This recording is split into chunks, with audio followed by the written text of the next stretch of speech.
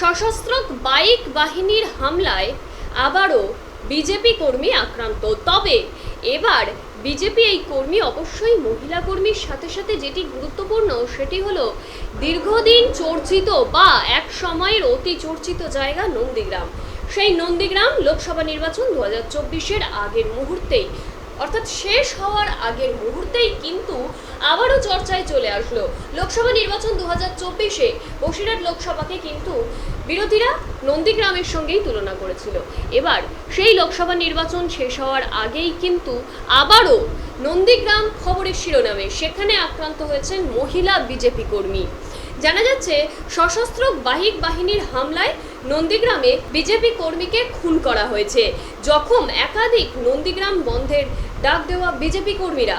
রাত পোহালেই দেশের বৃহত্তম গণতন্ত্রের লড়াইয়ের ষষ্ঠ দফা, আর তার ঠিক আগেই ফের উত্তপ্ত হয়ে উঠল নন্দীগ্রাম, যা সংবাদ শিরোনামে উঠে আসা এক অতি চর্চিত এবং গুরুত্বপূর্ণ নাম ছিল একটা সময়।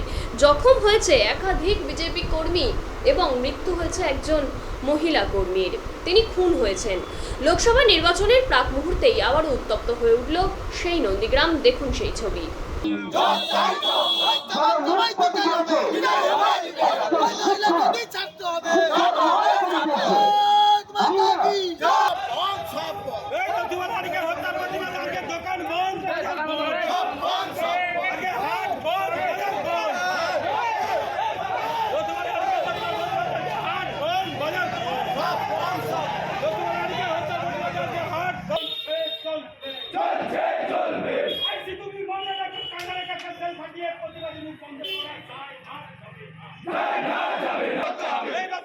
হত্যাকারীদের অবিলম্বে গ্রেফতার করতে হবে।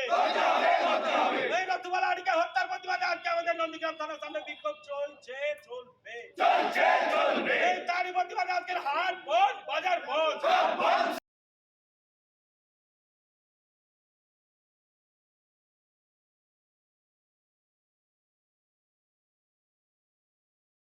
হামলা করে, যার ফলে রথিবালা আড়ি মারা গেছেন। তাকে খুন করা হয়েছে তৃণমূল কংগ্রেসের পক্ষ থেকে।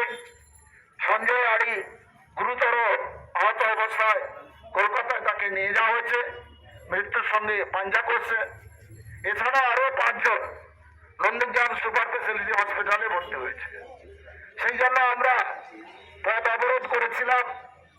আমরা বিভিন্ন জায়গায় আমাদের আন্দোলনে কর্মসূচি পৌঁছে দিয়েছিলাম। আমাদের নন্দীগ্রামের থানায় হলদে এসডিপি এসে আমাদের সঙ্গে কথা বলে আমরা দাবি করেছি, যারা রথিবালা আড়ির খুনের সঙ্গে যুক্ত তাদেরকে সকলকে গ্রেপ্তার করতে হবে, ইমিডিয়েট তাদের গ্রেপ্তার করতে হবে। দ্বিতীয় কথা বলেছি, নন্দীগ্রাম থানার আইসি তার নিরপেক্ষতার অভাব আছে। এই আইসিকে রেখে 25 তারিখে নিরপেক্ষভাবে ভোট করার পক্ষে সমস্যা আছে। তাকে সরিয়ে দিয়ে অন্য কোনো অফিসারকে নিয়ে এসে 25 তারিখ ভোট করতে হবে। এই বিষয়গুলো আমরা দাবি রেখেছি। তিনি কথা দিয়েছেন যে আমরা আবেদন করার পরে, আমাদের যে অভিযোগগুলো আছে সেইগুলো করার পরে তিনি আইনানুগভাবে ব্যবস্থা গ্রহণ করবেন। সেই আস্থা রেখে আমাদের সকাল থেকে যে কর্মসূচি হয়েছিল, ধর্ণা কর্মসূচি, অবরোধ কর্মসূচি, আপাতত তা স্থগিত রাখছে।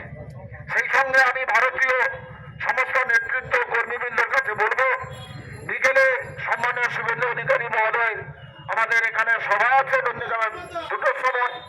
সকলে বিভিন্ন অঞ্চল থেকে প্রচুর পরিমাণ লোকজনকে নিয়ে আসতে হবে।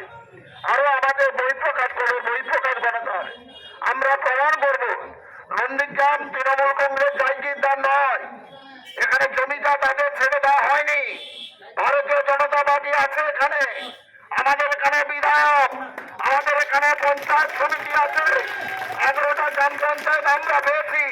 তৃণমূল কংগ্রেস মনে রেখো, খুন করে ভারতীয় জনতা পার্টিকে আটকানো যাবে না। 25 তারিখে ইভিএম মেশিন এটা প্রমাণ করে যাবে। আজ 4 তারিখে বিদায়ের জন্য পশ্চিমবাংলা থেকে তৃণমূল কংগ্রেস দল প্রস্তুত থাকবে।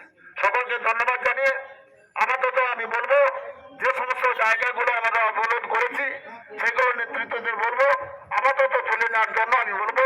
এছাড়া ভোট কর্মীরা আসছে, তাদেরও এখানে যাতায়াত যাতায়াতে সমস্যা হচ্ছে। সেখানে সকলের কাছে আমি বলবো, আবেদন করব যে বিভিন্ন জায়গা থেকে যে অবরোধ হচ্ছে সেই অবরোধগুলো প্রত্যাহার করেন। ধন্যবাদ।